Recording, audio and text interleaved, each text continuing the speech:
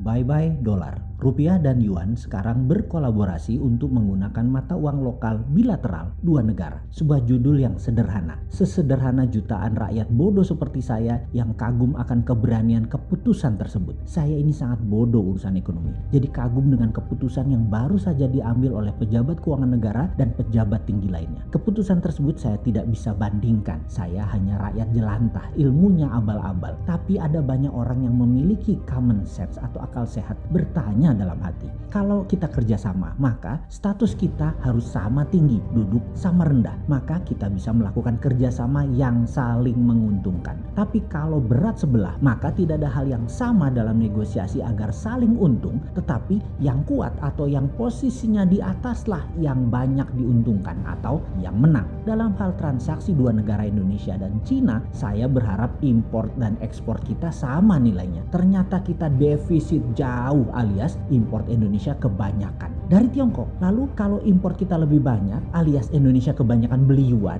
maka posisi kita rupiah tertekan terus dengan yuan dong. Kita jadinya kalah terus alias kita jadi wajib nyetok yuan.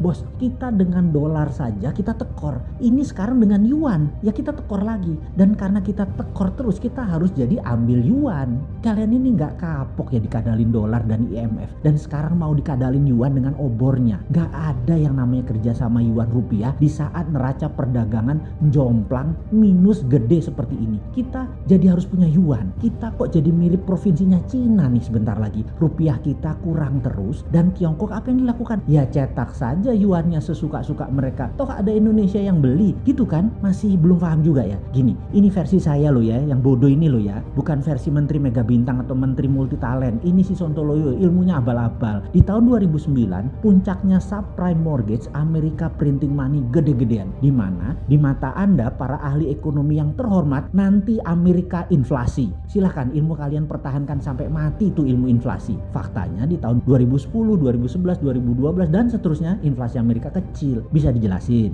Jadi pada saat masalah ekonomi di sebuah negara yang pakai printing money tadi selesai, maka uang beredar tadi kebanyakan atau banyak. Sementara produksinya ya sama saja. Jadi solusinya adalah uang tersebut disebar ke seluruh dunia, terutama di negara berkembang yang mana kenaikan produksinya masih tinggi. Jadi salah satunya adalah banjir dolar di tahun 2011, 2012, 2013 yang banyak datang ke Indonesia pada saat itu. Saat itu venture capital dan banyak lagi lembaga keuangan lempar uang dolar tadi agar ketemu sektor produktif di Indonesia secara gede-gedean. Boleh tanya deh ke beberapa pebisnis di tahun-tahun tersebut. Kita saat itu lagi ngegasnya. Kembali ke awal COVID. Banyak negara yang printing money untuk solusi ekonominya. Di mana di tahun 2022 ke atas akan ada banyak dolar yang banjir masuk ke negara dunia ketiga. Ke negara berkembang yang akan dipadukan dengan sektor produktif. Karena di negara pencetak uang tadi sektor produksinya terbatas atau terhitung dan tidak bisa menelan semua uang yang mereka udah cetak tadi. Inilah pentingnya kita berteman dengan negara pengendali dan negara-negara sekutunya. Alias nanti di tahun 2022 kita akan kebanjiran dolar murah. Tapi saya pesimis hal itu akan datang lagi. Karena kelolaan negara saat ini sangat pragmatis. Karena ingin cuan cepat dengan Tiongkok terlihat lebih seksi. Nggak paham banget geopolitik luar negeri banyak negara. Jadi ya oke lah. Jadi kembali ke masalah yang sekarang. Sudah kadung. Dan strategi Tiongkok di awal COVID solusinya juga sama, yaitu printing money. Sehingga akhir tahun ini dan tahun depan akan banjir yuan. Sementara sektor produksi di Cina tidak terlalu baik amat karena dunia belum recover. Paling enak yuan tadi dipakai untuk dagang atau untuk bait atau untuk umpan dagang. Disambut lo sama Indonesia. Saya mikir, lah cetak uang rupiah sendiri juga bisa. Kenapa mesti yuan? Kenapa mesti dolar? Apalah itulah namanya. Lalu kalau nanti efek rupiahnya beredar banyak karena kita printing money, ya kita tinggal kerjain negara tetangga dengan pura-pura kerjasama dedolarisasi. Ya kayak kalian sekarang lah dengan Tiongkok, gitulah mirip-mirip. Negara Vanuatu yang ngocol itu kita kerjain. Solomon Island kita garap. Timur Timur, Papua Nugini kita garap.